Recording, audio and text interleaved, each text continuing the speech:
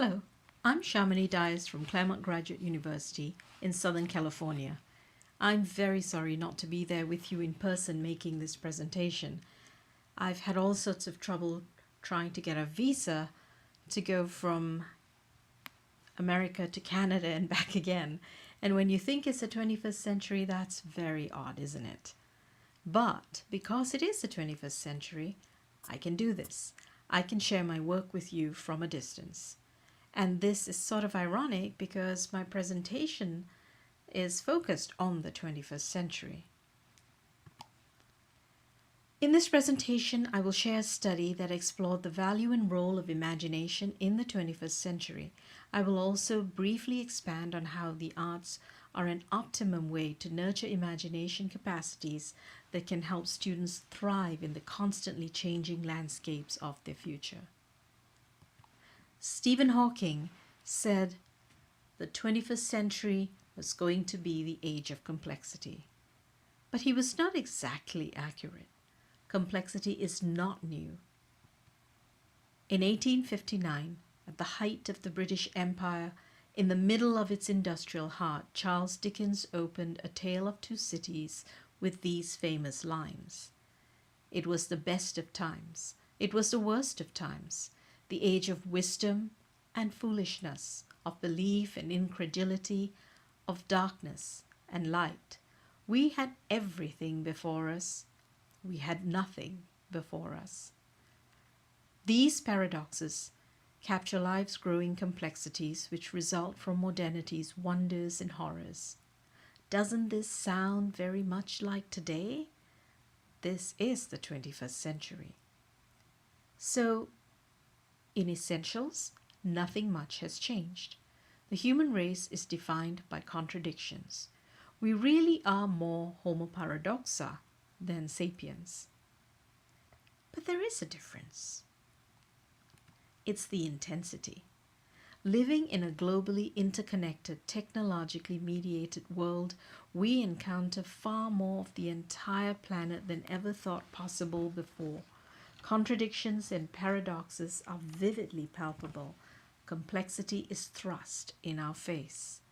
So really, in the 21st century, navigating complexity is, in my opinion, a critical life skill.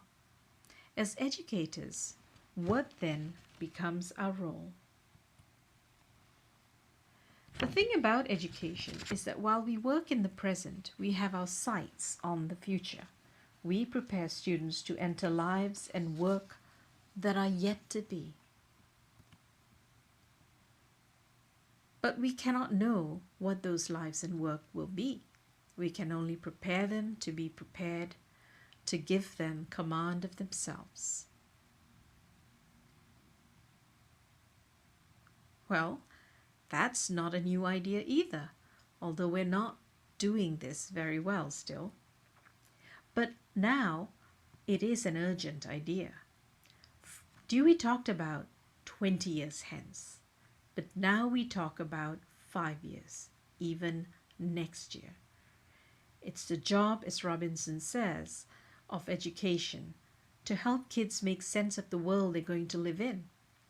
And it's urgent because we live in accelerating times. Instead of stable paradigms that govern our lives, replacing each other in a steady and cyclical way, we live among multiple and contradictory paradigms. Here's normal paradigm shift.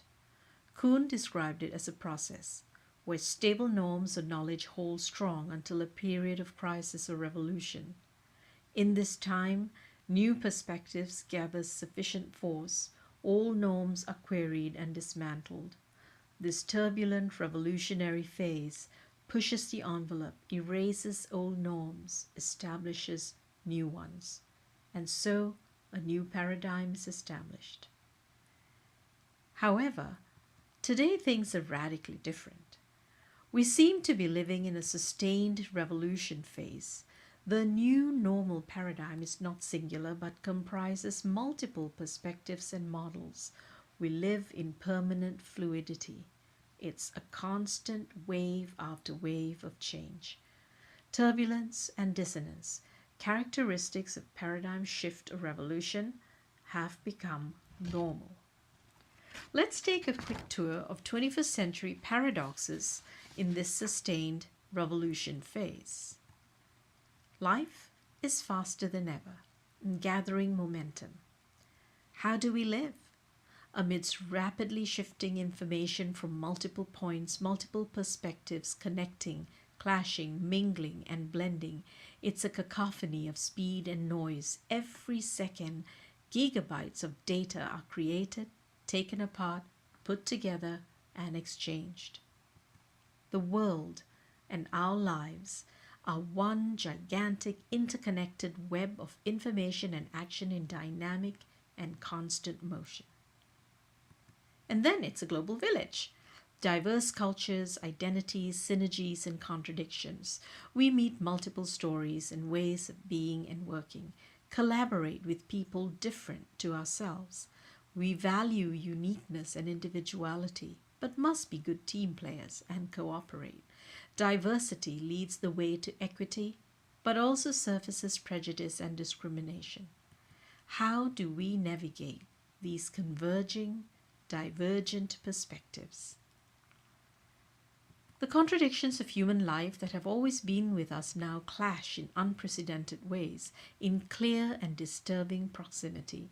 We cannot ignore, put off, or otherwise avoid dealing with these contradictions.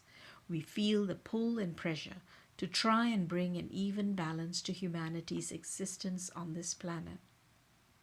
So if this is our world, how do we best prepare students to be successful in it? Research on 21st century skills have proposed many different skill sets that we need for success. But imagination rarely enters this list. And yet, as Kieran Egan has pointed out, we often hear references to imagination in conversations and descriptions, not just about art and artists, but of effective teaching, of leaders, of work, of discoveries in science.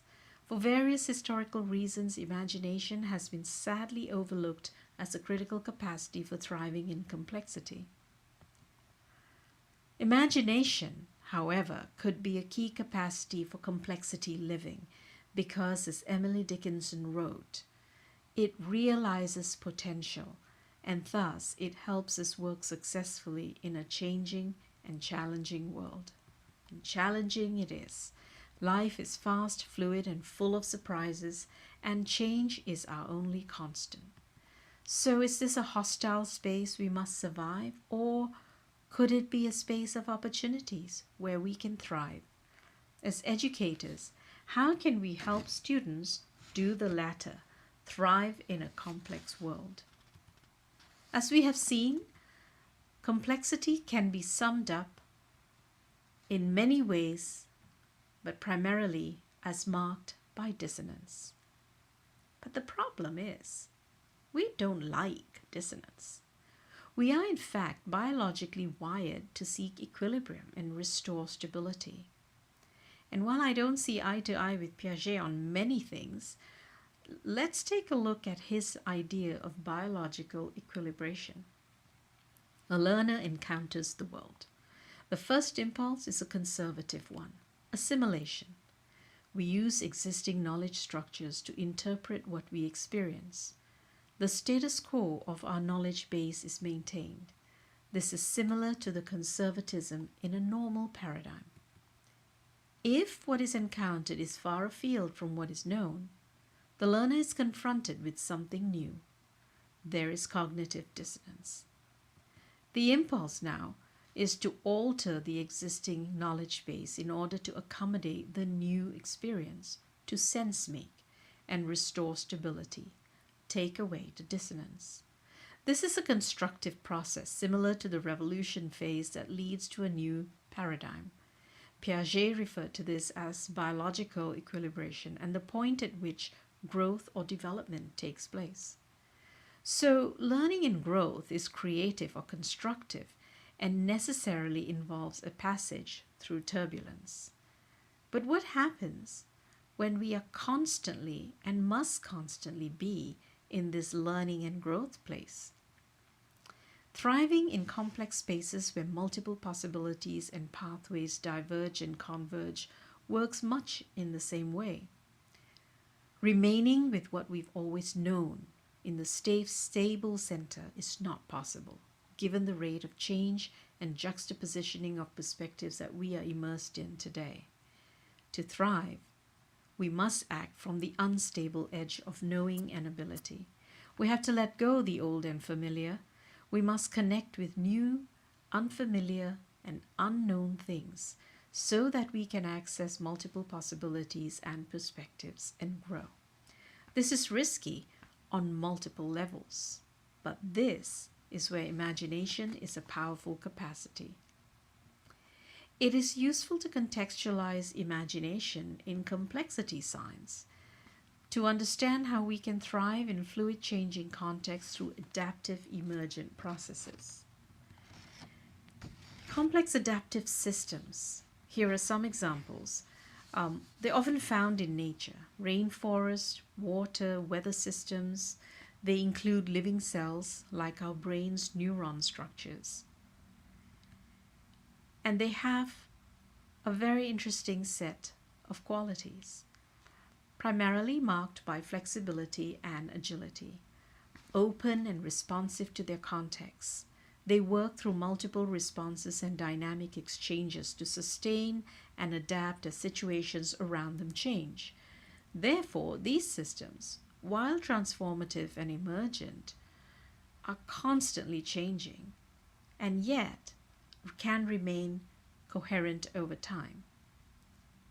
In organizational science, the model of complex adaptive systems has been researched and applied in developing leadership and management models that enable organizations to function more organically and thus responsively to the fluid and rapidly changing situations of the knowledge economy.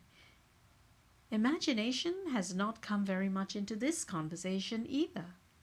So my study explored this missing piece. Where is imagination in our thinking about 21st century education? And this is what I found in my study. Imagination emerged as a strong dissonance navigation capacity, similar to complex adaptive systems that enable us to thrive in changing contexts. The study was done with 32 participants, middle and high school level beginning and experienced teachers who taught a range of subjects, teaching artists who partnered with teachers in public schools, and students from public and private colleges and community colleges in Southern California. I did interviews in 3 parts.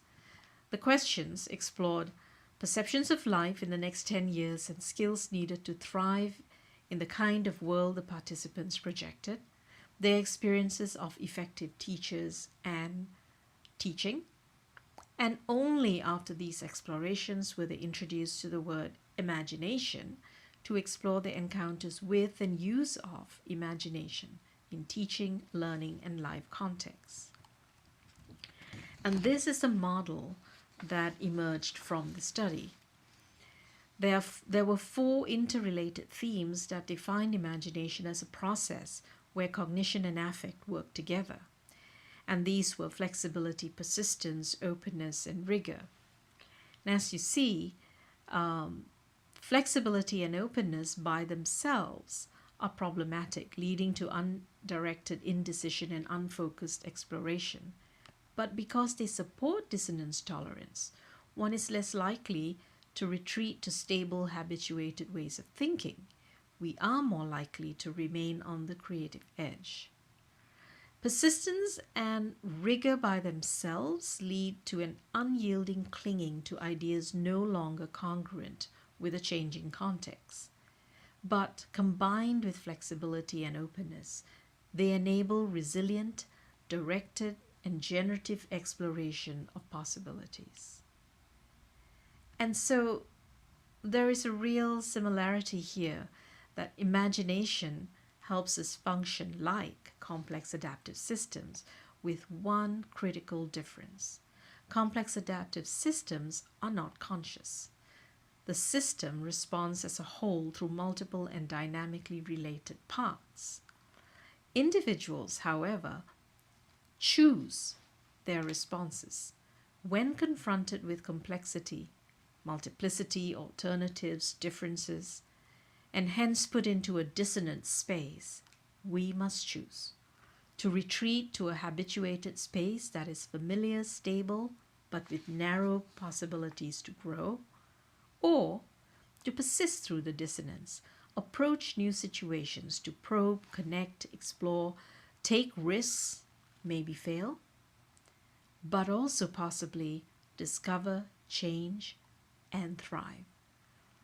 So, imagination capacities, these dynamically interconnected qualities of openness, flexibility, persistence, and rigor, support agency. Imagination capacities help us choose to work at the edge and to thrive. We can approach dissonance, seeing possibilities and potentialities for working with divergence and change. Neuroscience research supports this. Imagination is associated with agency and self-efficacy. It's been shown to be an outcome of an active, constructive neural process. There is a common neural basis for past and future events construction or prospection.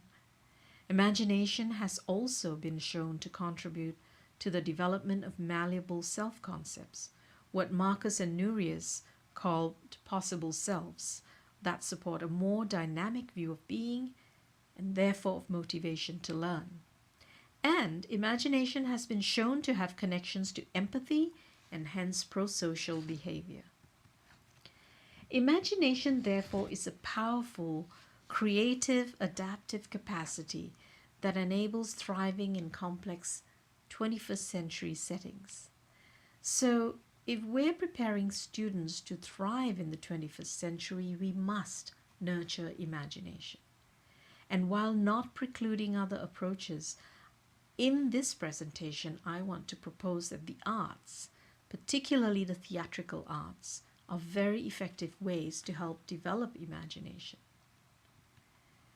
Let's just focus on 3 critical arts-based processes that most art forms use, particularly the theatrical arts: envisioning, role-playing, and improvisation. Let's take a look at the way these arts processes develop imagination capacity.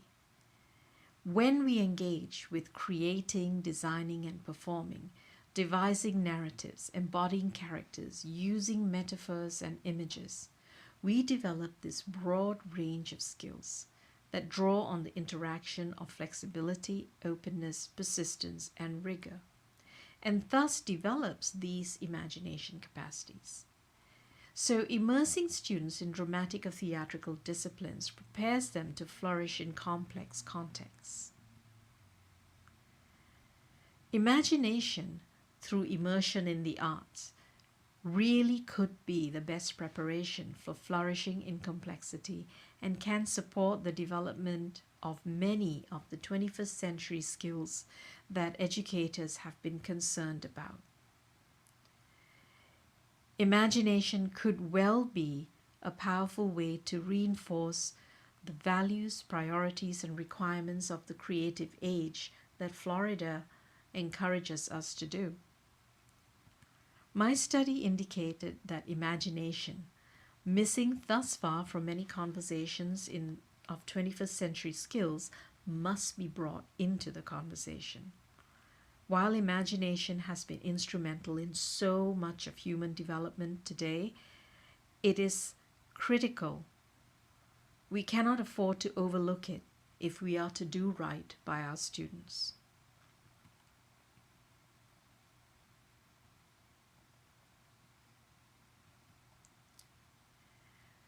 Thank you so much for listening. Once again, I apologize that I couldn't be there to make this presentation and engage in a discussion with you. I would love to have your comments and questions, ideas for collaboration. I will write back if you will email me, and also if you would like a copy of the paper. Thank you very much, and have a wonderful time in Vancouver.